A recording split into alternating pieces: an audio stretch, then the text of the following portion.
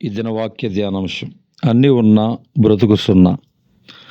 మన ఇంటిలో ఫ్యాన్లు ఉంటాయి, టీవీ ఉంటుంది, ఫ్రిడ్జ్ ఉంటుంది, మిక్సీ ఉంటుంది, లైట్లు ఉంటాయి. ఇంటి నిండా ఇన్ని ఎలక్ట్రికల్ వస్తువులు ఉన్నప్పటికీ ఎందుకని కరెంటు పోయిన వెంటనే ఉసూరుమంటాము, ఎంతో ఇబ్బంది పడతాం. కారణం ఏమిటి? కరెంటు లేకపోతే ఇంటిలో ఎన్ని వస్తువులు ఉన్నా, ఎలక్ట్రానిక్ పరికరాలున్నా వాటి వల్ల సుఖం, సంతోషం, ఉపయోగం ఉండదు. అలాగే లోకంలో ఆస్తులున్నా, అంతస్తులున్నా, పేరు ప్రఖ్యాతులు ఉన్నా, పదవులున్నా, స్థితిగతులున్నా, సిరి సంపదలు ఉన్నా, క్రీస్తు లేకపోతే ఏవి ఎన్ని ఉన్నా సున్నా.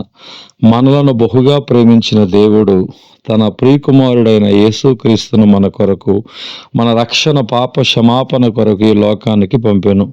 ఇంటిలో కరెంటు లేకపోతే ఆ ఇల్లు ఎలా చీకటిమయమై ఉంటుందో, అలాగే నీతి సూర్యుడైన యేసు లేని ఇల్లు చీకటిమయమై ఉంటుంది, సాతానుకు నిలయమై ఉంటుంది.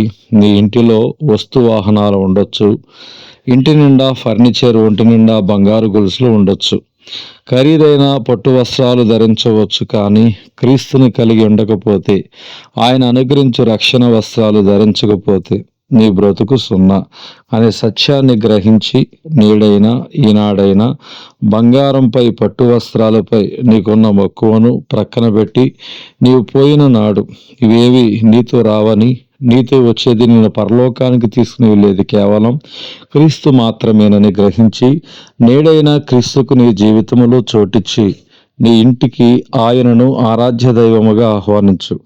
జక్కయ్య ఇంటికి యేసు వెళ్ళినప్పుడు జక్కయ్య జీవితం మారింది.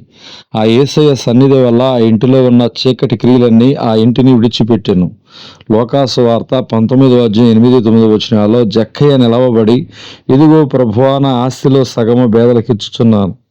నేను ఎవని యొద్ద ఆయనను అన్యాయముగా దేనినైనను తీసుకుని ఎడల అతనికి 4 వంతుల మరలా చెల్లింతునని ప్రభుతో చెప్పాను. అందుకు యేసు, ఇతడును అబ్రహాము కుమారుడే, ఎందుకనగా నేడు నీ ఇంటికి రక్షణ వచ్చినది అని చెప్పాడు. మరి నీ ఇంటికి రక్షణ వచ్చినదా? ఆలోచించు. దేవుడి వాక్యం దేవుడు దీవించునుగాక. ఆమేన్.